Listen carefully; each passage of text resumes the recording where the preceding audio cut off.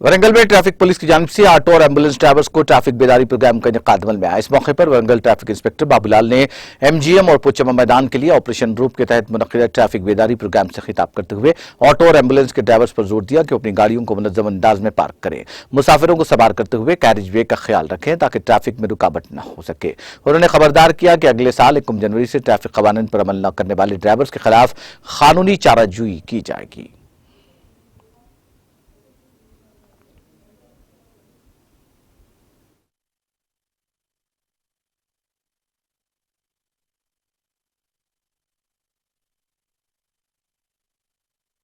అంటే రోడ్డు కట్టకుండా ఏదైనా సరే అడ్డంగా ఉండే ట్రాఫిక్ అంతరాయం కలిగించే ఏదైనా ఏది స్ట్రక్చర్ కావచ్చు, చెట్టు కావచ్చు, లేదంటే ఏది లేబర్ అడ్డాలు కావచ్చు, లేదంటే ఆటో అడ్డాలు కావచ్చు, వాటిని మార్చమంటున్నాం.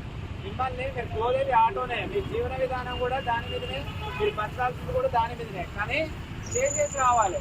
ఎందుకనంటే మీరు 10 సంవత్సరాలు చూడండి, ఇప్పటి చూడండి వెహికల్స్ పెరిగిపోయినాయి, ఆటోలు పెరిగిపోయినాయి, జనాభా పెరిగిపోయింది. దానికి అనుగుణంగా మనం మారాలి. ఉన్న దాంట్లోనే ల్యాండ్ పెరగవు, రోడ్డు అనేది వెడల్పోయినాయి, అంతేగాని రోడ్డు ఇంకా పొరుగు అంటే పెరగవు. తర్వాత మీకు ఆటోటకు సపరేట్ ప్లేస్ అనేది ఉండదు.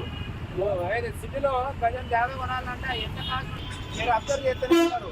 కరోనా బిఫోర్ ఆఫ్టర్ కరోనా ఎన్ని వెహికల్స్ పెరిగినాయి, తర్వాత రోడ్లు కూడా ఆ విధంగా డెవలప్ అయినాయి, సిటీ కూడా ఆ విధంగా డెవలప్ అయినాయి. రేపు పొద్దున హైదరాబాద్ తర్వాత పెద్ద సిటీ తెలంగాణ వరంగల్ సిటీనే.